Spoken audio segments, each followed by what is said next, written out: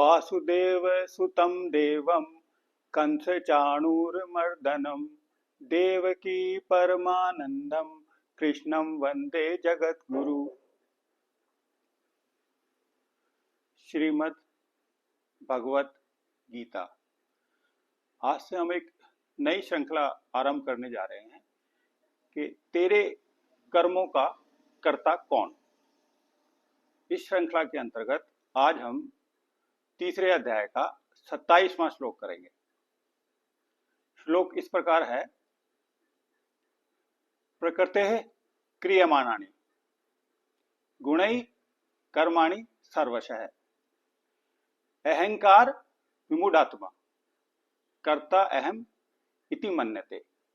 अर्थात तेरे सारे कर्म, संपूर्ण कर्म तेरे प्रकृति के तीनों गुणों द्वारा किए जाते हैं, लेकिन अहंकार विमूढ़ात्मा, लेकिन अहंकार से मोहित हुआ अज्ञानी मनुष्य ये मानता है कि वो काम मैं करता हूं, उन कार्यों का कर्ता मैं हूं। अब इसकी व्याख्या करते हैं कि जो प्रकृति है तीन गुणों से मिलकर बनी हुई है, सत्व, रजस और तमस। तीनों गुणों की साम्य अवस्था प्रकृति कहलाती है। इसको प्रधान भी कहते हैं। अब मनुष्य जो भी प्रकृति द्वारा किए हुए कार्य हैं, जैसे पेड़ का उगना, बड़ा होना, शरीर का बढ़ना, पहाड़, झरने, इन सबको तो प्रकृति मानता है वो। लेकिन जो उसके शरीर की क्रियाएं हैं, जैसे बोलना, देखना, सुनना, इनको कहता है मैं करता हूं। अब देखिए, मानव शरीर 24 तत्वों से मिलके बना हुआ है।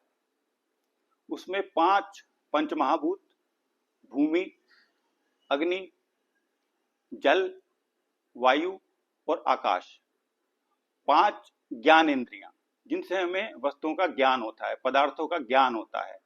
हमारी आंखें, हमारे कान, हमारी नाक, हमारी जिह्वा और हमारा स्पर्श, जो हमारी जो ये है त्वचा है, ये 5वीं। अब 5 कर्म इंद्रियां हैं जिनके द्वारा कर्म किए जाते हैं। उसमें क्या है, आपके हाथ, आपके पैर, आपका मुख और आपकी मल और मूत्र विसर्जन के स्थान। और 5 इंद्रियों के विषय हैं, जैसे आंख का विषय है देखना, रूप, कान का विषय है सुनना, शब्द, नाक का विषय है सूंघना और गंध, और जिह्वा का विषय है रस। किसी भी पदार्थ का रस हमें जिह्वा से मिलता है। और जो त्वचा है उसका विषय है स्पर्श। ये 5 हो गए आपके इंद्रियों के विषय। तो 5 पंचमहाभूत, 5 ज्ञान इंद्रियां, 5 कर्म इंद्रियां, 5 इंद्रियों के विषय और मन, बुद्धि और अहंकार, ये हो गए 23 तत्व। और इसके अलावा हमारी जीवात्मा 24 तत्व, 24वां तत्व पुरुष कहते हैं उसको। तो ये जो 23 तत्व हैं, ये प्रकृति के तीनों गुणों द्वारा निर्मित हैं और इन्हीं के द्वारा सारे कार्य आपके किए जाते हैं। ये जो 23 तत्व हैं, इन्हीं के द्वारा किए जाते हैं। अब मनुष्य क्या करता है कि जो अहंकार है, ये अंतःकरण की एक वृत्ति है केवल, और स्वयं का स्वरूप है, जीवात्मा है। तो ये अंतःकरण की वृत्ति को वो अपना स्वरूप मान लेता है, इसलिए विमूढ़ आत्मा, मोहित होके। और जो शरीर है उसको इदम बोलते हैं, संस्कृत में इदम, यह है, और अहम मैं। तो जो ये मनुष्य है, अपने आप को, मैं को शरीर के साथ जोड़ के यह की जगह मैं हो जाता है, मेरा शरीर। तो अहंकार विमूढ़ आत्मा। उसके बाद हमारा एक तो अहम है, स्वयं स्वरूप है, मेरा जीवात्मा है, वो तो वास्तविक अहम है, रियल ईगो।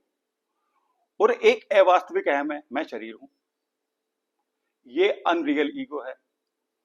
अब जो वास्तविक अहम है वो नित्य है, अविनाशी है, हमेशा रहेगा।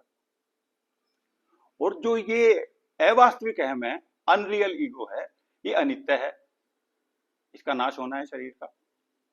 तो ये मानता है कि मैं शरीर हूं, ये अवास्तविक है मैं। तो इसके विषय में ज्ञानी लोग कहते हैं कि जो तू शरीर मानता है, ये भी तो तूने माना ना, ये सत्य नहीं है, सच नहीं है कि तू शरीर है, और तू इस बात को मान चुका है कि तू शरीर है, जो कि असत्य है, झूठ है। तो तू शरीर नहीं है जो सत्य है, तो इस बात को भी तो तू मान सकता है ना। इसकी मान्यता हमें दृढ़ करनी होगी कि मैं शरीर नहीं हूं, मैं जीवात्मा हूं।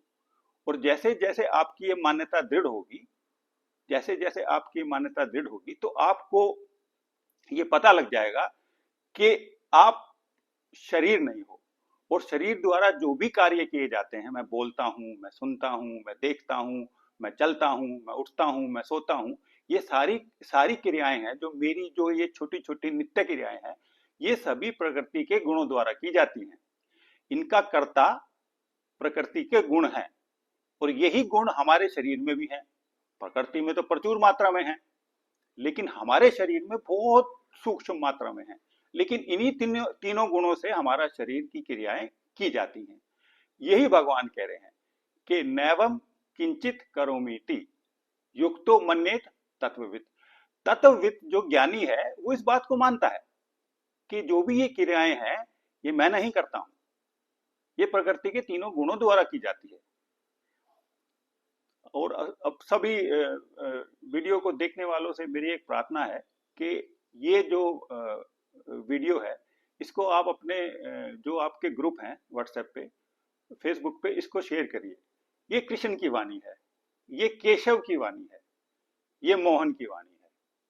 तो इसके प्रचार में अगर आप सहायता करोगे, तो भगवान ने 18वें अध्याय के 68वें श्लोक में बताया है, वो कल करेंगे हम, कि जो भी इसकी व्याख्या करेगा और जो उस व्याख्या में मदद करेगा, वो मुझे ही प्राप्त करेगा। इस श्लोक को हम कल करेंगे। ओम शांति शांति शांति। ओम।